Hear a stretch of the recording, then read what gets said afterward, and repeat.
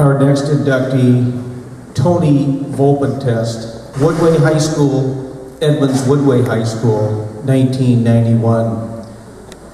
Tony was a pioneer as a para-athlete. His achievements lengthy and impressive and an inspiration to all of us. He has a lengthy and storied career. He set a new U.S. record in the 100 meters in 1991 at the USA Mobile Outdoor Track and Field Championships. At the 1992 Paralympic Games in Barcelona, Tony won the gold medal in the 100 meters in 11.63 seconds, setting a new world record.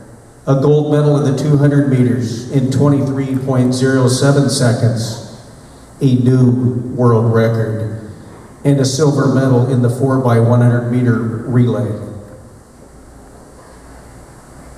At the 1996 Paralympic Games in Atlanta, Tony won a gold medal and established a new world record in 11.36 seconds in the 100 meters, a gold medal in the 200 meters, and a first place in the 100 and 200 meters at the 1999 ISOD World Championships in Barcelona. Tony was an Olympic Hall of Fame nominee in 2009, 2012. He was inducted into the Snohomish County Sports Hall of Fame class of 2012. He was the Everett Herald Man of the Year in Sports in 1991. And a junior world champion in the 100, 200, and 400 back in 1989 and 1990. Ladies and gentlemen, please join me in welcoming Tony Volpentest into the Edmonds Woodway High School Athletic Hall of Fame.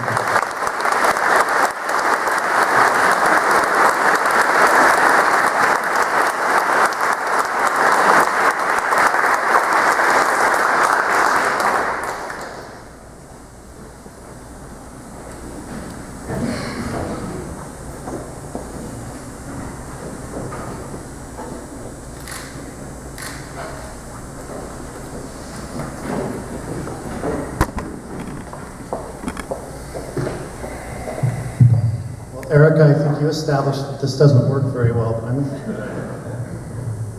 Bill, do you mind?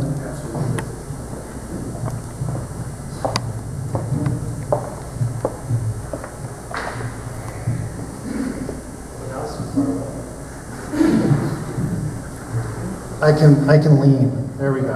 Thank you. What an honor it is for me to be here today. I want to thank Angie McGuire, and of course the rest of the Edmonds Woodway Hall of Fame Committee, and to my family, and to all those who have traveled with me on my journey. Some of you gave me strength, others gave me hope, but all of you have helped give me the vision to see beyond the physical and to show how brightly the human spirit can shine.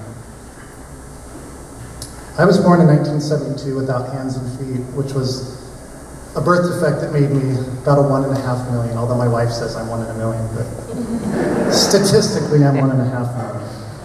But I chose not to hide from life. I laughed out loud, although sometimes inside I was crying. And I didn't achieve success in life alone.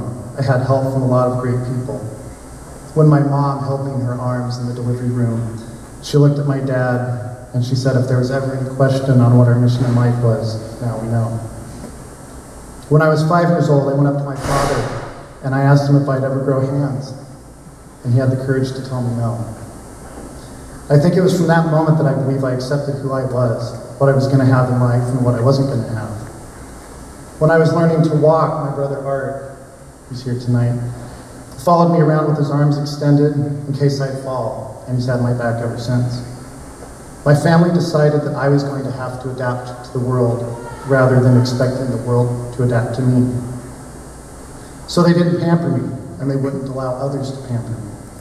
They loved me enough to let me fend for myself, to let me experience failure, to let me take risks, and ultimately, to succeed on my own. I had help from a lot of great teachers. Frau Hall who's down in my neck of the woods. I'm in Phoenix, Arizona now. She's not too far. She believed in me so much that she single-handedly raised enough money for me to travel to my first national competition. I actually got a donation from the Nordstrom family as well. I'm so honored that Coach Anderson is here tonight, and he's honoring me by sitting at our table. And I honestly had you in my speech before I knew you were going to be here. But Coach Anderson gave me the chance to prove myself, and most importantly, he promised not to treat me any differently than any of his other athletes. Nobody expected me to walk, to run, or live any kind of normal life. Actually, the words the doctors used was never. Never be able to walk, never be able to run, never be able to live a normal life. But I figured out how to do things for myself. At 15 months old, I took my first steps. At age 5, I made the same spaceships out of Legos that my brother Art did. At age 6, my first grade teacher taught me how to write, and I actually ended up having the best penmanship in the class. At age 7, my parents gave me a bicycle and I learned how to ride it. I used to ride my bike down the neighborhood streets, and when I ride by the house and Mom would be outside, I'd shout, "Mom, look, no hands."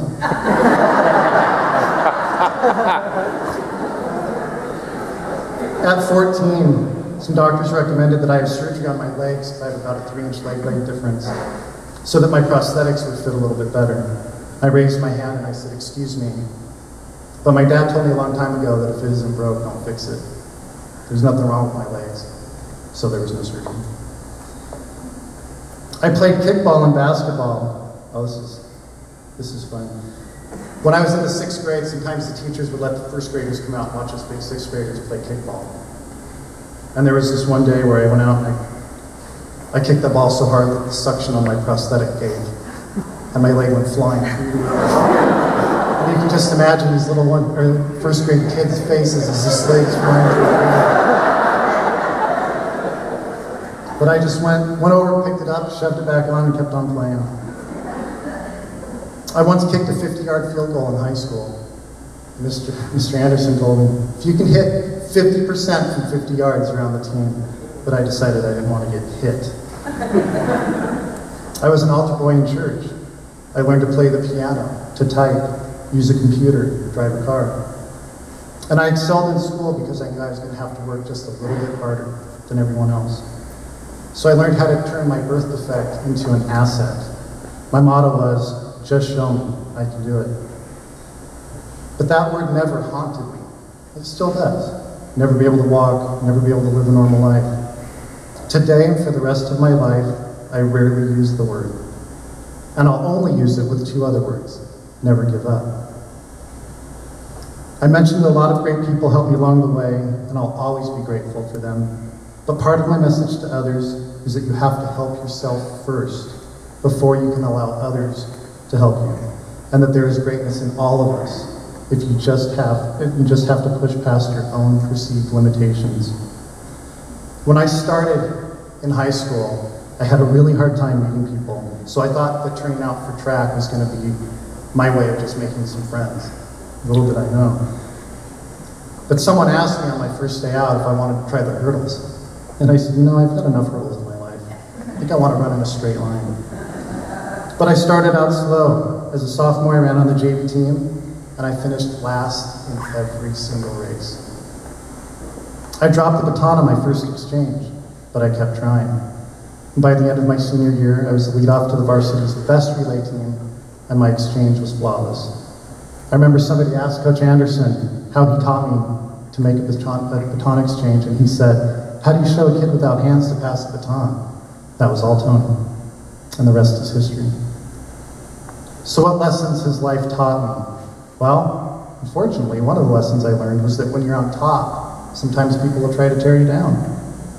There's actually a rule that I refer to as the Tony rule, and a lot of these guys today, if you've watched the Paralympics in the last 10 years, have noticed that some of these bilateral below-knee amputees are really tall, like really tall. And I was told back then that I couldn't race unless I lowered my prosthetics by ½ an inch. So instead, I lowered them by an inch. I actually got faster, and I just kept right on winning. Life also taught me that you have to prepare yourself. You have to learn and practice. You have to get a mentor and you have to be a mentor.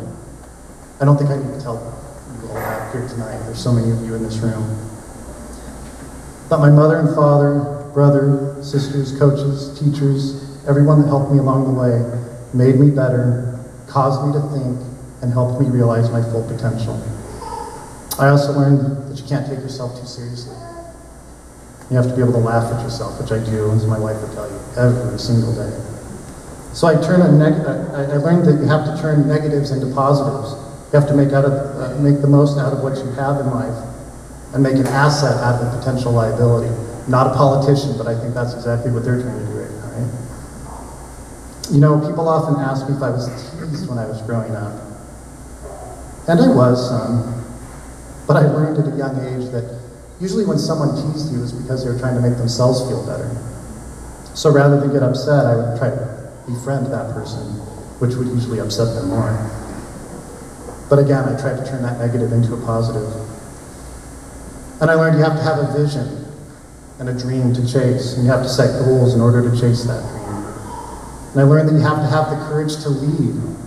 You have to stand up when others try to tear you down. You have to stand on your own 2 feet. I do, kind of. You have to give back to the community and to the people who helped you. And that it's your responsibility to be a role model, because we're all in this together. I actually thank God that I was born this way, because I think it's taken me to heights that I wouldn't have achieved any other way. So my message is simple. Make the most out of the hand you're dealt in life. Live up to your God-given potential. And if you're capable of doing it, just get out there and do it. And always remember, if you can dream it, you can achieve it. Thank you all.